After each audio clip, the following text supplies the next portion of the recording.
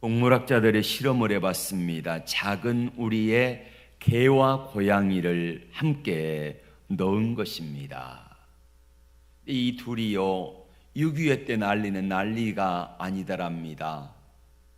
막 서로 물고 그러면서 막 으르렁거리고 하더니 이제 얼마가 지나가니까요, 이 두 마리 개와 고양이가 서로 친해지더랍니다. 서로 핥아주기도 하고 그러면서 같이 눕기도 하고 장난도 치고 그렇게 친해지더래요. 이 두 마리 사이에다가 이제는 닭을 넣었답니다. 그랬더니 으르렁거리고 쪼고 달려들고 하더니 역시 얼마 기간이 지나니까 이 세 가지의 동물이 서로 친숙해지더라 말입니다. 동물들도요, 오래 함께 있으면 서로를 이해하고 공존하는 법을 배운구나, 이거를 생각했답니다.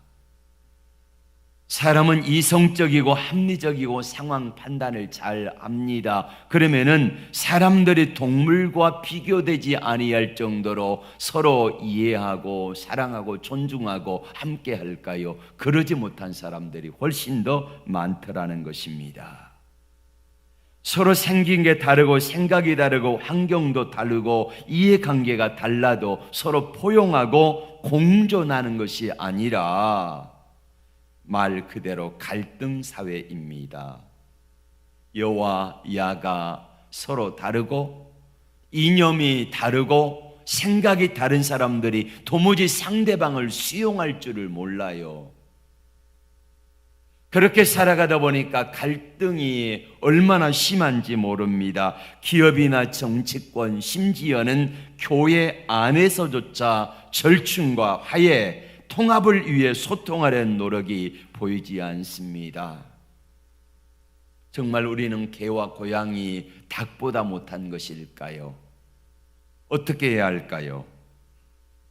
성경은 유난히도 화평을 강조합니다. 그만큼 우리들에게 있어서 중요한 게 바로 화평이지요. 화평한 성품은 그리스도인을 담기를 원하는 성도라면 꼭 지녀야 될 덕목이기 때문입니다. 잠언 16장 7절의 말씀을 볼까요? 사람의 행위가 여호와를 기쁘시게 하면은 그 사람의 원수라도 그와 더불어 화목하게 하시느니라. 하나님을 기쁘시게 하려면은요, 원수라도 서로 화목하라는 거지요. 마태복음 5장 9절입니다. 화평하게 하는 자는 복이 있나니 그들이 하나님의 아들이라 일컬음을 받을 것이며. 그러면은 반대로 이 말씀을 화평하지 못하는 사람들은 하나님의 아들의 반대를 뭐라고 한 줄 아십니까? 사탄의 아들이죠. 사탄의 자식. 서로 화평하지 못하고 으르렁대고 싸우고 이해하지 못하고 그렇게 살아가는 사람들을 뭐라 그래요? 사탄의 자식이다, 이렇게 말을 하는 것입니다. 로마서 12장 18절의 말씀을 볼까요? 할 수 있거든 너희로서는 모든 사람과 더불어 화목하라. 아멘. 당대 최고의 나라였던 로마에 로마 교회가 있었습니다. 그런데 이 로마 교회에 문제가 생겼습니다. 어떤 문제냐면은 교회 안에 고기를 먹지 않고 포도주를 마시지 않는 금욕주의자가 있었습니다. 자기 신앙 때문에 고기를 먹지 않아요. 나쁜가요? 아닙니다. 나쁜 것은 아닙니다. 내 신앙으로 포도주를 마시지 않습니다. 나쁜가요? 나쁜 것은 아닙니다. 그런데 로마 교회 성도들이 저 사람 포도주도 못 마시네, 고기도 못 먹네, 어찌 저렇게 믿음이 약해, 그러면서 뭐 한 거예요? 판단하고 비판하고 정죄한 것이 이게 문제라는 것입니다. 여러분, 성경에 보면은 다니엘도 포도주와 고기를 신앙 때문에 먹지 않았잖아요. 나쁜 것은 아닙니다. 그런데 그 모습을 보고 그 사람들에게 저 사람은 저거밖에 안 돼, 믿음이 어떻게 저렇게 약해, 그러면서 판단과 정죄와 그리고 비판하는 것, 이 자체가 나쁘다는 것입니다. 고린도전서 8장에 보면은 이와 비슷한 일이 나옵니다. 당시 이방 신전에 우상에게 드리는 고기가 있습니다. 잡아다가 신선한 고기를 막 잡아서 우상의 제단에다 갖다가 올려놓고 그리고 몇 시간 후에 물려낸 고기예요. 그러다 보니까 이 고기가 신선합니다. 좋은 고기예요. 자기 신에게 제사하는 고기니까 고기 가운데서 최고의 양이나 소나 돼지를 드렸지 않겠습니까? 그런 고기가 시장에 나오는데 한번 신전에 드렸다 그래가지고 좀 더 값이 싼 가격에 시장으로 나옵니다. 그러면은 사람들은 그 고기를 사다 먹어요. 우상의 제단에 올려진 고기입니다. 그 모습을 보고 사람들이 이렇게 생각했습니다. 우상에게 바쳐졌으니까 예수 믿는 사람들은 저 고기 절대 먹으면 안 돼 했습니다. 근데 사람들이 사다가 먹었어요. 그 모습을 보고 사람들은 역시 비방을 합니다. 뭐가 잘못됐을까요? 앞에 있는 로마 교회의 음식을 포도주와 고기를 먹지 않는 이 사람들, 금욕주의자들을 향하여서 비판하는 그게 잘못됐고, 그리고 고린도 교회는 뭐가 잘못입니까? 그 고기를 먹을 수 있는 사람은 나는 고기를 먹을 수 있다 이렇게 하면서 먹지 못하는 사람을 비방하고 정죄하는 게 잘못이지요.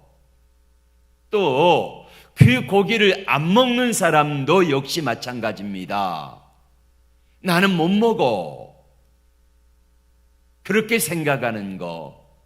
자, 이러한 것들이 잘못이라는 거지요. 한쪽에서는 하나님이 주신 음식인데 왜 못 먹냐? 기도하고 먹으면 되지. 이렇게 생각하고, 다른 한쪽에서는 무슨 소리냐? 우상에게 바쳤던 재물을 어떻게 먹어? 고린도 교회는 둘 다 문제였습니다. 못 먹느냐고 비판한 사람이나 왜 그걸 먹느냐고 정지한 사람이나 역시 마찬가지로 둘 다 문제라는 겁니다. 오늘 본문 로마서 14장 13절의 말씀을 같이 볼까요? 그런즉 우리가 다시는 서로 비판하지 말고 도리어 부딪힐 것이나 거칠 것을 형제 앞에 두지 아니하도록 주의하라. 아멘.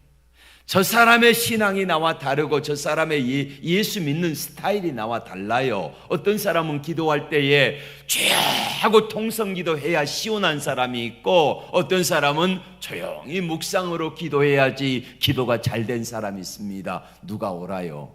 둘 다 옳습니다. 그럼 어떻게 해요? 정지하지 말아야 돼요. 정지하지 말아야 돼요.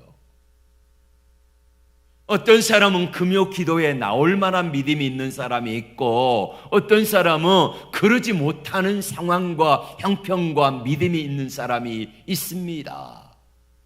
그런데 우리가 실수하는 게 뭐냐면은, 내가 금요 기도에 나온다 그래서 금요 기도에 나오지 못하는 사람을 향하여 뭐예요? 정죄하고 판단하고 손가락질하고, 심지어는 그 사람의 믿음을 수준 이하로 매도해버리는 이 잘못을 우리가 범할 수 있다는 것입니다. 그러지 말라는 거지요. 그건 뭡니까? 그 사람 개인의 믿음 수준입니다. 개인의 믿음 수준이 그 정도이기 때문에 그 정도까지 인정해 주라는 거지요. 저 사람의 믿음은 저 수준이야. 이렇게 인정해 버리면 편안합니다. 왜 저 사람은 그 우상에게 바쳐진 고기를 믿음으로, 강한 믿음과 담대함으로 먹으면 되지, 저것도 못 먹어. 집사가 돼가지고 그냥 담대하게 먹으면 되지. 뭐 하지 말라고요? 정지하지 말라는 거. 정지하지 말아라. 우리가 교회 안에 신앙생활하면서 이런 일들이 얼마나 많습니까? 나는 먹는다고 먹지 못한 사람을 향하여 정죄합니다. 나는 이거 할 수 있다고 하지 못하는 사람을 정죄합니다. 판단합니다. 비방합니다. 하지 마세요. 하지 마세요. 이게 주님의 말씀입니다. 15절의 말씀을 같이 볼까요? 만일 음식으로 말미암아 내 형제가 근심하게 되면 이는 내가 사랑으로 행하지 아니함이라. 그리스도께서 대신하여 죽으신 형제를 내 음식으로 응하게 하지 말라. 이런 일이 있었을 것입니다. 성경에 나와 있지만 우리가 추론을 해보면 어떤 사람이 음식을 먹어요. 먹는 모습을 보면서 이렇게 말했습니다. 저 사람은 어떻게 우상에게 바쳐진 고기를 먹지? 저러면 안 되는데, 그 우상 숭배야. 그러면서 정죄해버리니까 이 사람의 믿음이 초보거든요. 약한 사람이거든요. 그래가지고 나 예수 안 믿을래 하고 교회 안 나온 사람도 분명히 있었을 거라는 말이에요. 그래서 사도 바울은 이 모습을 보고 식물을 가지고, 내 먹는 것을 가지고 먹지 못하는 사람이나 먹는 사람이나 비판하고 판단해 가지고 그것 때문에 내 형제를 식물로 모하지 말라, 망하게 하지 말아라, 이겁니다. 함부로 판단하고 정죄하지 말라는 거예요. 그 사람의 믿음의 수준이기 때문에 그만큼 인정해 주라는 거지요. 인정하면 되는 것입니다. 그리고 약한 사람을 우리는 뭐 해야 돼요? 기도하고 미워주고 도와줘야 될 것입니다. 그게 우리가 해야 되는 일이에요. 무슨 음식을 먹느냐 마느냐, 그것은 본질적인 문제가 아니라는 말이에요. 이거는 구원의 문제와 상관이 없는 문제라는 말이에요. 예수님의 십자가와 부활을 믿는 믿음 이외에 다른 문제를 가지고 신앙생활할 때에 본질적인 것이 아닌 비본질적인 문제 가지고 형제를 망하게 하지 말아라. 예를 들면 윤리 문제입니다. 윤리 문제. 우리가 살아가면서 경험하는 여러 가지 문제들입니다. 이것 때문에 이 윤리 문제의 대부분은 비본질적인 거거든요. 그러니까 성경에 나와 있는 하나님이 우리에게 구원을 주시는 방편, 이것이 바로 이 가장 중요한 본질적인 거거든요. 근데 이것이 아닌 비본질적인 문제라고 하면은 비본질적인 부분은 바뀌는 겁니다. 예를 들면은요, 어떻게 드럼이 성전에 들어와 있어요?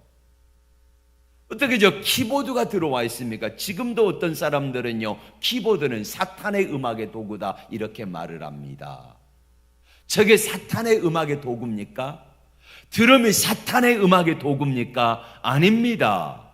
하나님을 찬양하고 경배하는데 쓰여지는 거라고 하면은 어떤 것이든지 사탄의 도구가 아니라 하나님을 찬양하는 도구인 줄로 믿습니다. 그러면 이 마이크가 여러분 보세요. 어떤 마이크는 성전에 와 있는데 어떤 마이크는 술집에 가 있잖아요. 그럼 그 마이크 사탄의 도구게요? 아닙니다.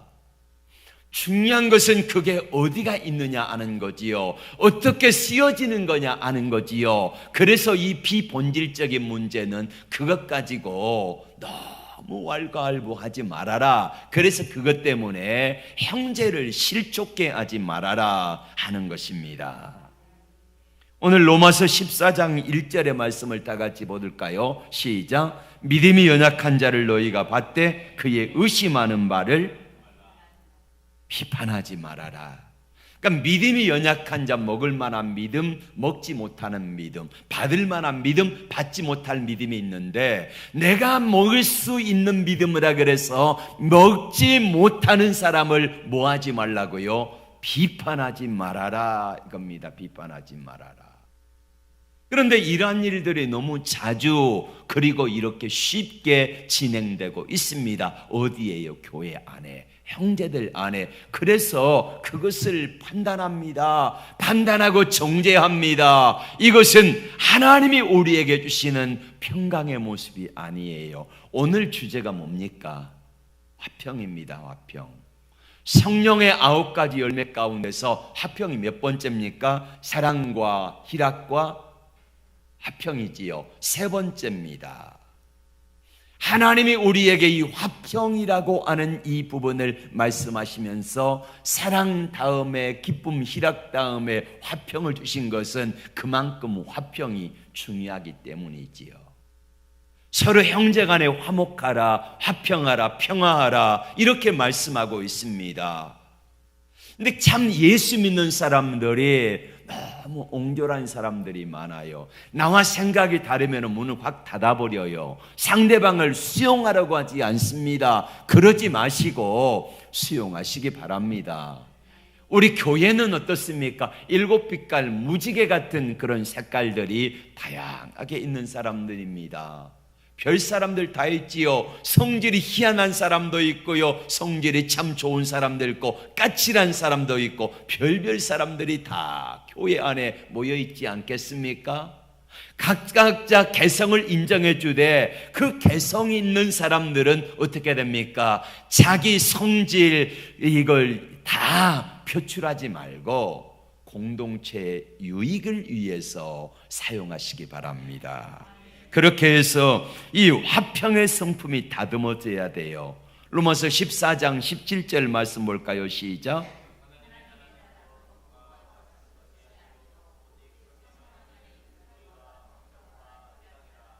아멘. 하나님의 나라는 먹고 마시는 문제 때문에 없어지는 게 아니라는 말이에요. 성령 안에 있는 의와 평강과 뭐요? 희락이라. 이와 평강과 희락이라. 19절 말씀 볼까요? 그러므로 우리가 화평의 일과 서로 덕을 세우는 일을 힘쓰나니. 여기 중요한 말이 나옵니다. 뭐 하는데 쓰임 받으라고요? 화평하는 일과 서로 뭘 세우라고요? 덕을 세우라는 것. 덕을 세우라. 베드로전서 1장 4절에 보면은 믿음의 기초 위에다가 7층의 이 7층 집을 짓는데 믿음의 덕을 세우라. 덕의 지식을, 지식의 절제를, 절제 인내를, 인내의 경건을, 경건의 형제 우애를, 형제 우애다가 마지막에 뭘 더하냐면요, 사랑으로 더하라. 사랑으로. 이게 사랑으로 지붕으로 덮는 겁니다. 이게 우리가 믿음 위에 세워져야 될 7층 집이라는 말씀이지요. 그러면은 믿음 위에다가 가장 중요하게 세워야 될 첫 번째 1층 집이 뭔 줄 아십니까? 믿음에 뭘 세우라고요? 덕을. 덕 있는 믿음이 되라는 거지요. 저 사람은 믿음이 있어. 저 사람은 목사야. 저 사람은 장로야. 그런데 말하는 거, 행동하는 거 보면은 덕이 없어. 덕은 뭡니까? 상대방이 인정해주고 존중해주고 그런 사람을 덕 있는 사람이다 이렇게 말하잖아요. 덕을 세우는 삶을 살아라. 잠언 17장 1절 말씀 같이 볼까요? 마른 떡 한 조각만 있고도 화목하는 것이 제육이 집에 가득하고도 다투는 것보다 나으니라. 아멘. 바울 자신은 그 우상의 제물로 나온 고기 아무 거리낌 없이 먹을 수 있습니다. 그런데 어떤 사람은요, 먹지 못하는 믿음이 있어요. 여러분, 제가 술 한 잔씩 할 수 있을까요? 없을까요? 할 수도 있습니다. 그런데 우리 전사님이 나를 보고 우리 목사님 어떻게 술을 마셔? 그러면은 내가 평생 술 입에도 되지 않겠다. 이게 사도 바울의 지론이에요. 술을 먹고 마시는 문제가 천국 가고 지옥 가고 하는 이 문제, 본질적인 문제는 아니라는 말입니다. 그런데 이거는 뭐냐면요, 덕의 문제예요. 적어도 목사라고 하면은 술을 먹지 않는 게 좋아요.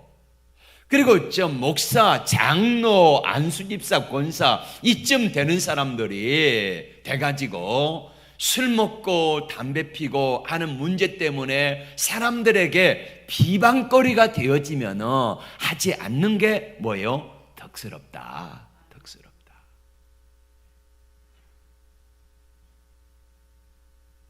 그래서 이 부분은 바로 비본질적인 문제. 로마서 8장 13절의 말씀을 같이 읽을까요? 시작. 그러므로 만일 음식이 내 형제를 실족하게 한다면은 나는 영원히 고기를 먹지 아니하여 내 형제를 실족하지 않게 하리라. 아멘. 다른 사람을 위해서 내가 고기 먹을 수 있는 것을 포기하겠다는 거예요. 다른 사람의 덕을 위하여. 여러분, 내가 성질 없어서 내가 성질 못 부리는 줄 아느냐? 나도 성질 부릴 줄 안다. 근데 왜 안 부려요? 다른 사람을 내가 성질을 부리면은 다른 사람을 실족하게 할까 봐서 성질을 안 부리는 겁니다. 참는 겁니다. 하나님의 영광을 위해서 내가 말 못해서 참고 있는 줄 아느냐? 나도 말할 줄 안다. 내가 할 수 있은 말, 하고 싶은 말 다 쏟아내면 어떻게 되겠습니까? 공동체가 파괴되는 거지요. 그래서 참는 겁니다. 참으면서 하지 않는 거예요. 이게 바로 덕을 세우는 거지요. 이게 화평의 성품입니다. 다시 한번 갈라디아 5장 22절 3절 볼까요? 오직 성령의 열매는 사랑과 희락과 화평과. 세 번째, 사랑과 희락과 화평과. 다시 말씀을 드립니다. 성령의 열매 중에 세 번째가 화평입니다. 이 화평의 성품을 지닌 사람들은 성질 부리고 싶어도 성질 지 하고 싶은 대로 다 부리지는 않습니다. 왜요? 공동체 유익을 위해서. 할렐루야. 그쯤은 해야지요. 나 성질 부리고 싶어요. 없는 사람이 어디가 있겠습니까? 다 성질 있습니다. 지랄 맞은 사람, 개 같은 성질, 다 있습니다. 오죽하면은 활빈교회를 개척했던 김진홍 목사님이 그런 말을 했게요.